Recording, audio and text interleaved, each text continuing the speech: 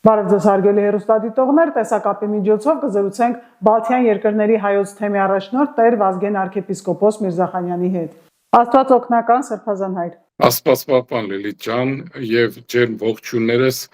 մեր բոլոր հետևորդներին։ Շնորհակալություն, որ համաձայնեցիք զրուցել մեզ հետ։ Սիրով։ Մինչև հարցազրույցը սկսելը տեղեկացանք, որ Գարեգին բան Շվեյցարիայի հայոց թեմի առաջնորդական տեղապահ հոգեշնորհ Տեր Գուսան Ծայրագույն Վարդապետ Ալճանյանին ազատել է պաշտոնից եւ նույն պաշտոնում նշանակել գերաշնորհ Տեր Պարթև եպիսկոպոս Բարսեղյանին։ Տեր Գուսանը միացել էր ձեզ, այսինքն սա ինչ է, էլի հերթական մարտահրավեր է ձեզ։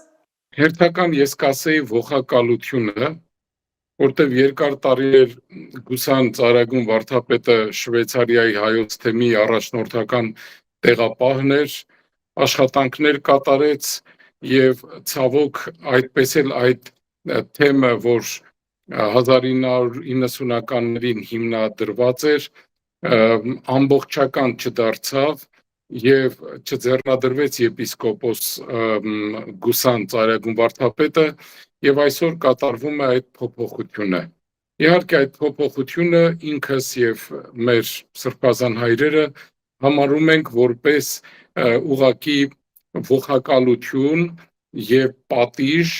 քանի որ նա միացել է Հայաստանի Ծառայքելական Սուրբ Եկեղեցու բարեկարգման այս ծրագրին։ Հուսանք ամեն ինչ կհարթվի, ուղղակի ես ափսոսում եմ, որ հերթական անգամ մեր հոգևոր եղբայրները, ինչպես որ հայր Ռուբենը Մասյացոտնի թեմում նշանակվեց, այնպես էլ Պարթև Սրբազանը Շվեյցարիայի թեմում եւ այս միջավայրում եւ այս ընթացքում երբ բավական լարված իրավիճակներ են, ափսոսում եմ մեր տղաներին։ Երեք տեղեկացանք, որ փետրվարի 16-ից 19-ը Ավստրիայում տեղի կունենա եպիսկոպոսատ ժողովը, ըստ մամուլի տեղեկությունների եպիսկոպոսները դեմ են եղել, սակայն Գարեգին II-ը որոշել է, որ այնտեղ է լինելու։ Ես խնդրեմ ձեր մեկնաբանությունը եւ նաեւ մի հավելում էլ որոշ ժամանակ առաջ էլ մամուլում տեղեր գտել տեղեկություն, որ քանի որ Գարեգին II-ի վերահսկողությունը այստեղ թուլացել է, նա կգնա Մոսկվա եւ այնտեղից կղեկավարի մայրաթոռը։ Սրանք ինչեր են, փոխկապակցված երևույթներ են ըստ ձեզ միմյանց հետ։ Անկեղծ ասած, երբ ստացանք մայրաթոռից եպիսկոպոսական ժողովին մասնակցելու հրավերը, ոչ թե մայրաթոռ Սուրբ Էջմիածնին, այլ ուրեմն Ավստրիա, ուղղակի զարմացանք եւ վրդովվեցինք, որովհետեւ այսօրվա Հայաստանի Հանրապետությունում գրանցված մեր կանոնադրության 6-րդ կետն ասում է, որ մայրաթոռ Սուրբ Էջմիածինը հանդիսանում է Հայաստանյայ Ծառայքելական Սուրբ Եկեղեցու նվիրապետության կենտրոնը։ Եպիսկոպոսական ժողովը թեև ցավոք չունի կանոնադրություն, բայց եպիսկոպոսական ժողովը ինքը համարվում է հայ եկեղեցու նվիրապետության մաս եւ այստեղ թույլ է տրվել եկեղեցաբանական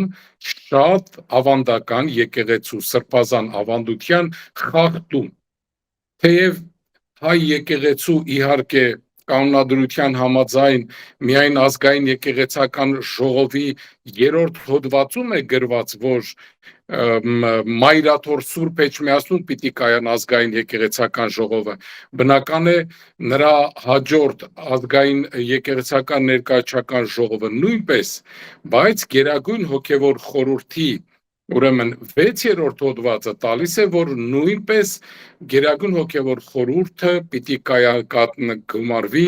Սուրբ Էջմիածնում։ Իհարկե մի տող ավելացված է, որ ամենայն հայոց կաթողիկոսի որոշմամբ կարող է այն նաև գումարվել արտագնա, բայց այս արտագնան չի նշանակում Հայաստանից դուրս։ Ես Գերագույն հոգևոր խորհրդին էլ կանդրադառնամ։ Երբ որ այսօր մայրաթոռից մեր հոգևոր եղբայրներից որոշակի վիրավորական տոնով, բայց չանդրադառնալով, որ իր գրածով վիրավորում է ինքը իրեն, ցանկանում ենք ասել, որ եպիսկոպոսական ժողովներ Հայաստանից դուրս չեն գումարվել։ Հայաստանն է Պարտավը, Դվինը, Աշտիշատը, դրանք պատմական Հայաստանի քաղաքներ են եւ այնտեղ տեղի ունեցել եպիսկոպոսական ժողովներ։ Իսկ ինչ վերաբերում է 1956 թվականին Եգիպտոսում կայացած եպիսկոպոսական ժողովին,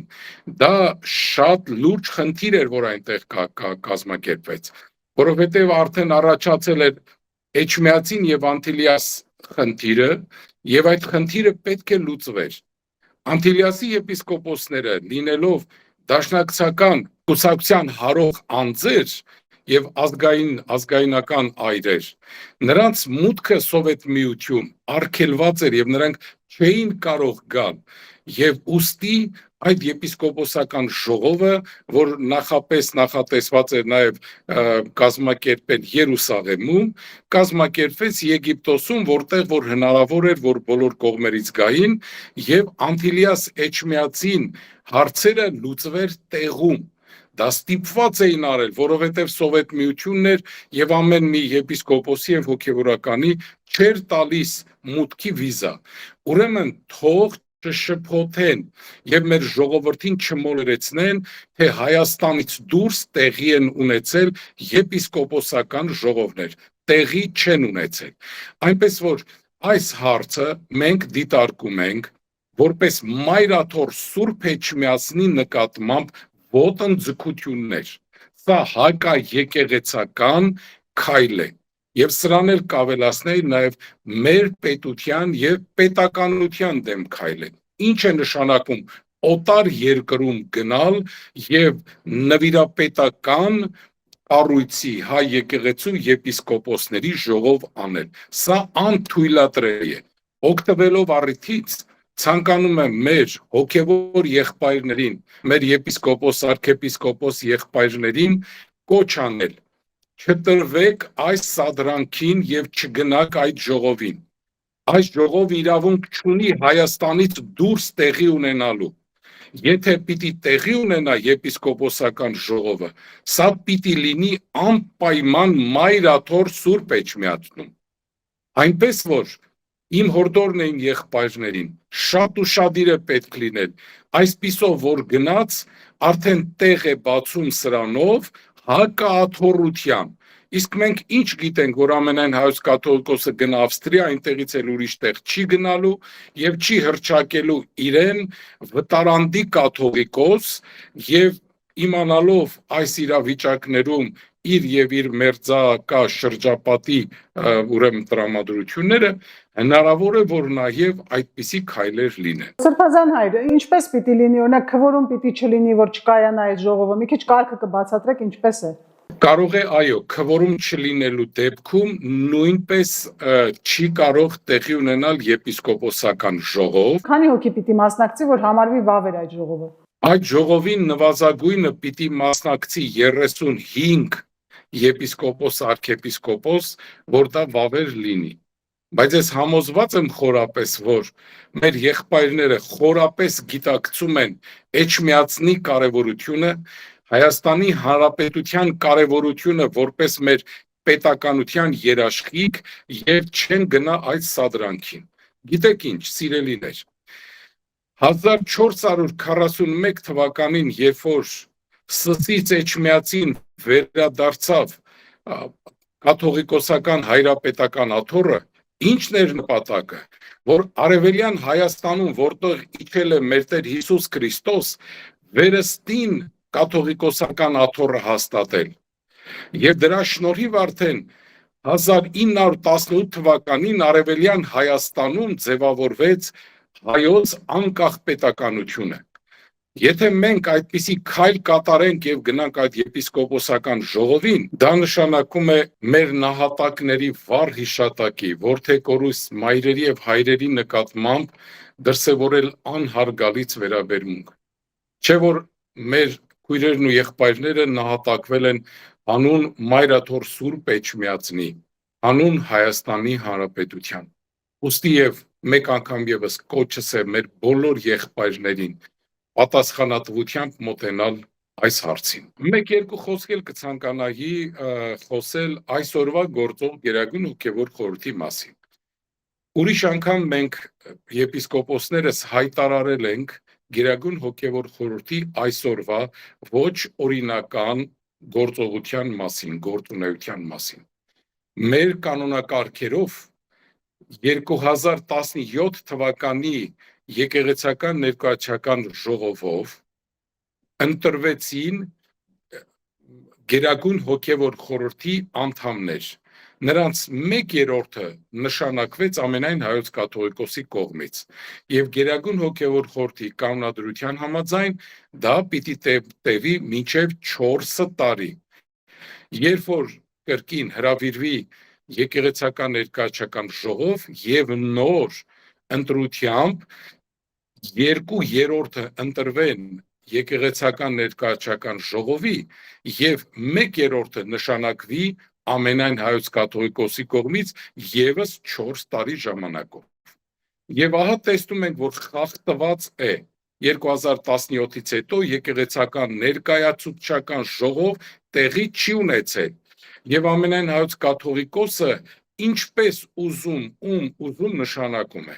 Դուք բացեք եկեղեցական 2026 թվականի մեծ օրացույցը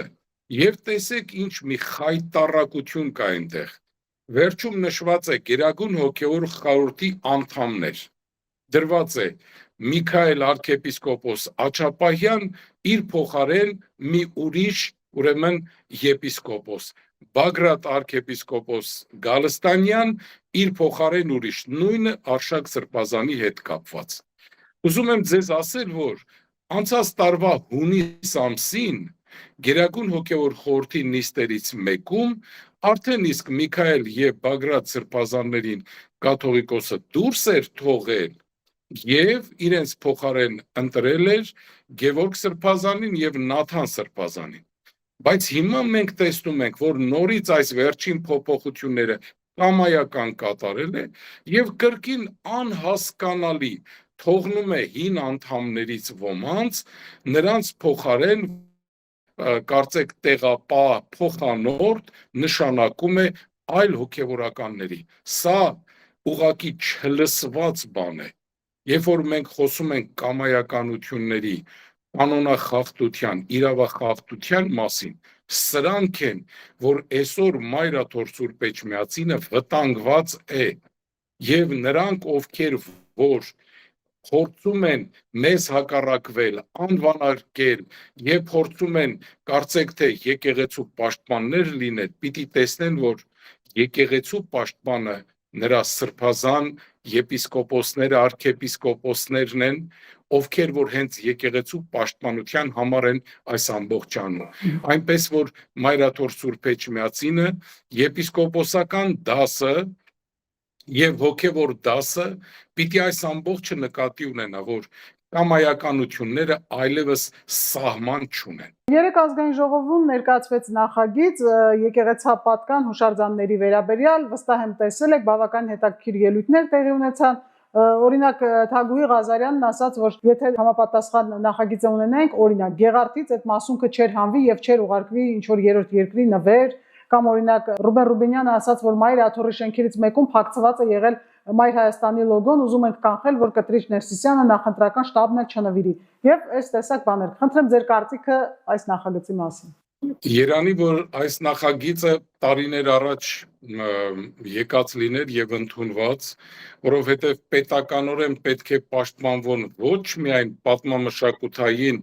ժառանգության շենք շինությունները։ Ես կառաջարկեի մեր պատգամավորներին մի նոր օրենսդրական նախաձեռնությամբ հանդես գալ ի պաշտպանություն Մայրաթոր Սուրբ Էջմիածնում պահվող համազգային նշանակություն ունեցող մեր հոգևոր արժեքների, մեր սրբությունների, որպեսզի նրանք առանց պետության, առանց կառավարության, գիտության երբեք չոտարվեն։ Գիտեք, ինչ կեղծիք է տեղի ունենում, երբ ասում են, որ Գեղարդի մասունքի մի հատված նվիրաբերվել է ռուս ուղղափառ եկեղեցու հովապետին։ Դա կեղծիք է։ Դա բոլորը գիտեն, որ դա նվիրվել է Ռուսաստանի Դաշնության պետական գործիչ Պալտավչենկոին։ Եվ բացի դա, երբ որ Մայր Աթոռին նվիրաբերվել են տարբեր տեղերից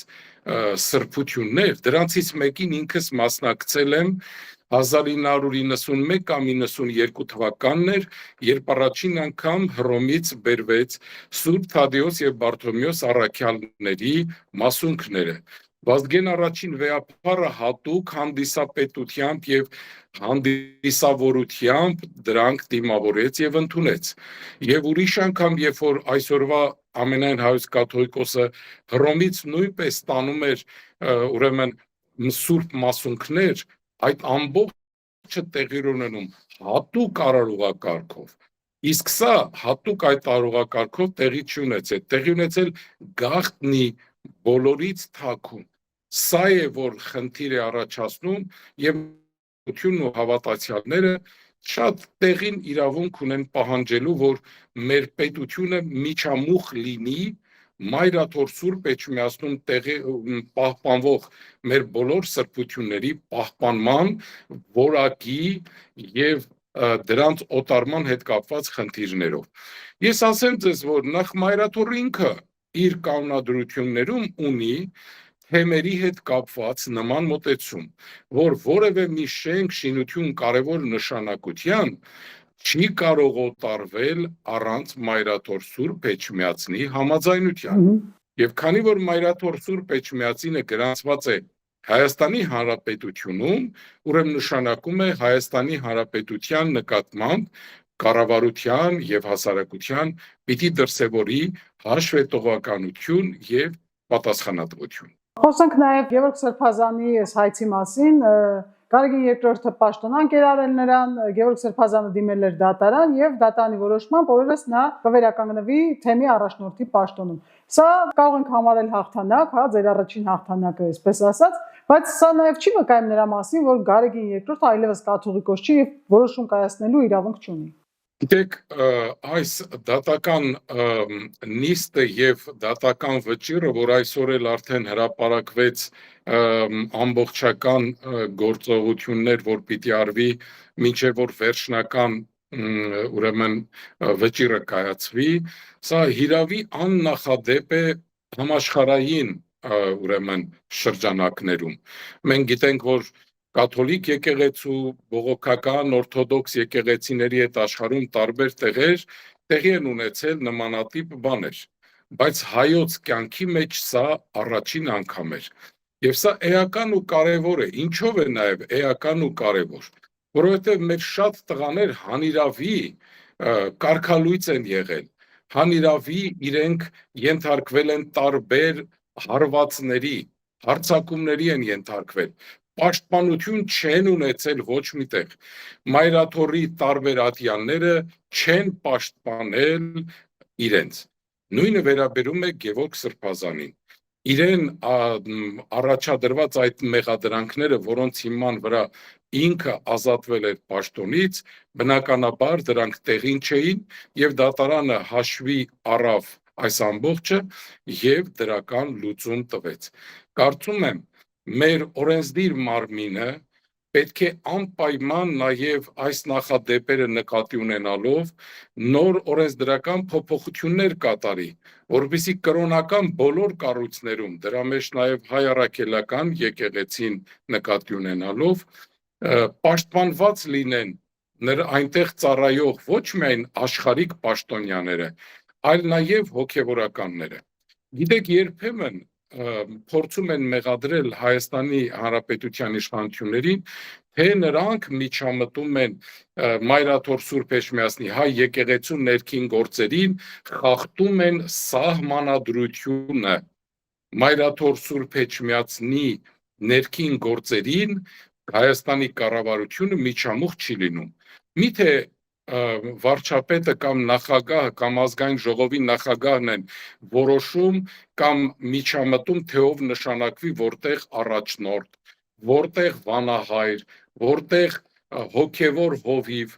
ներքին աշխատանքներն ու կառուցակարգերը, որոնք ղեկավարվում են այսօր հայ եկեղեցու բարձր իշխանության կողմից, միջամտություն է կատարում։ Ոչ,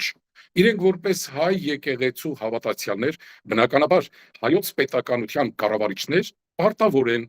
իրենց անմիջական վերահսկողության տակ վերցնել այն ամենը, որը գոյություն ունի Հայաստանից ներս։ Չի կարող Հայաստանի մեջ պետության մեջ պետություն լինել։ Սա լուրջ խնդիր է եւ ես ամբողջությամբ ողջունում եմ։ Եվ ապագային էլ երբ մեր հայ եկեղեցու բարենորոգության ծրագրերը իրականանան, նոր ընտրություններ լինեն, նոր իրավիճակ, ես կարծում եմ, որ մենք մեր պետության հետ պիտի անպայմանորեն այնպիսի կարգավորումներ դնենք, որ երբեք հայ եկեղեցին եւ պետությունը, իշխանությունները չբախվեն նման իրականության հետ։ Շնորհակալություն Սրբազան հայր։ Ստիրով։ Հիշեցնեմ, որ մենք զրուցում ենք Բալթյան երկրների հայոց թեմի առաջնորդ Տեր Վազգեն arczepiskopos Միրզախանյանի հետ։ Հավանիչ տեսանյութը եւ բաժանորդագրվիչ նորությունները բաց չթողնելու համար